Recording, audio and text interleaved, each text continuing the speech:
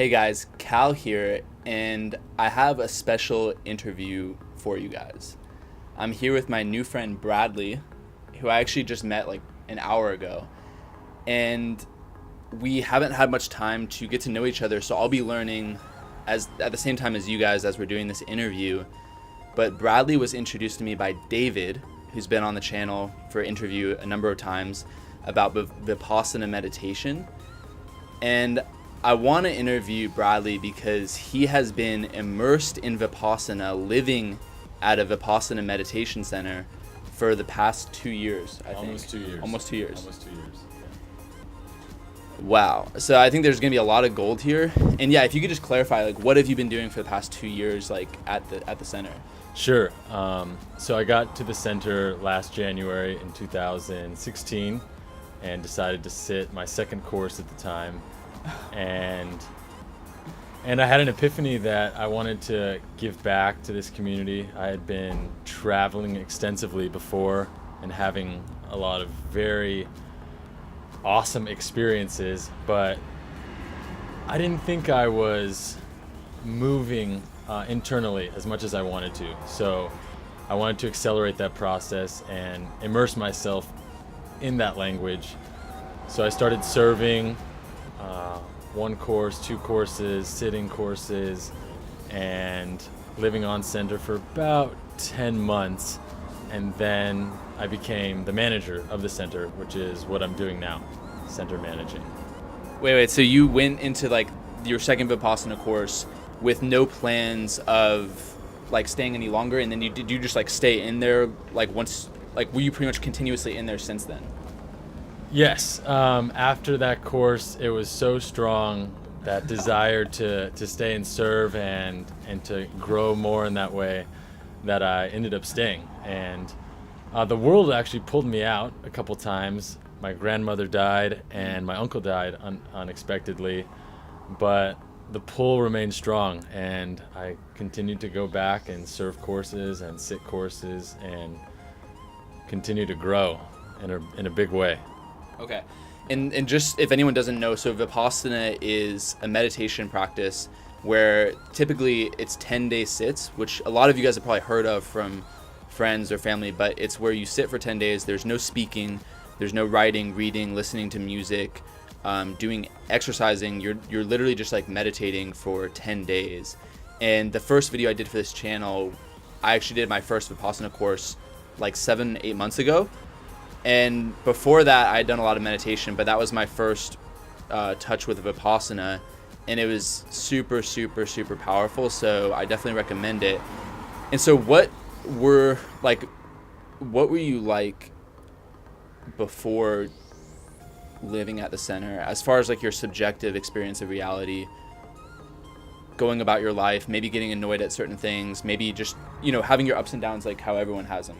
So what was your subjective experience like before, and how would you relate that now? Because right now, Bradley's on a short break visiting us in Austin. So how has your subjective experience changed from doing all this meditation? It's a good question. My subjective experience is pretty similar to a normal person, ups and downs, and, sometimes I feel annoyed by people. I feel uncomfortable in certain situations. I feel nervous, angry, sad. So those kind of emotions were always flowing through me. But before Vipassana, they were taking me away. The wave was totally overcoming me, and there was no chance to step away from the emotion, to abstract the emotion, and just to understand that this is just an emotion. This is something that's changing, and I can be feeling that and accepting that, but also living my life and not letting that overcome me. So that duration, whether I'm sad, angry, annoyed, that duration shortens and shortens and shortens with the practice of Vipassana. And is that because you have because you do 2 sits a day, just like as like your standard, and then if you're in a course you do more. So is that because you're continually kind of like sweeping the floor twice a day, or is it because is it part that, and also part that because you've done so much meditation that you can actually let go and feel body sensations as they're occurring, like while you're getting angry or while you're experiencing something? Is it because you're in that moment cleaning, or is it because you do like 2 big cleanings a day with like the 2-hour sits? That's a great question. I think it's both. So the 2-hour a day sit is the cleaning. I'm constantly developing negativity deep within my mind and body, and I sit and I sweep that away. I clean that up. But when I go on retreat, I'm able to go deeper and deeper, and I think of it as a language that becomes internalized. So in the beginning, I had to make an effort. Okay, what am I feeling right now? Let's come inside. Let's see what I'm feeling. And now it's second nature. The sensation is there. If something is happening inside, I don't have to make an effort. Similar to if I were learning a language and I immersed myself in that language, after some time, you would start thinking in that language. You would start dreaming in that language, and you wouldn't have to translate before you spoke. You would just speak. The language would at that point be completely internalized. And so this is very similar to that, in that the practice becomes internalized and becomes a part of life. Okay. And then another question that just hit me.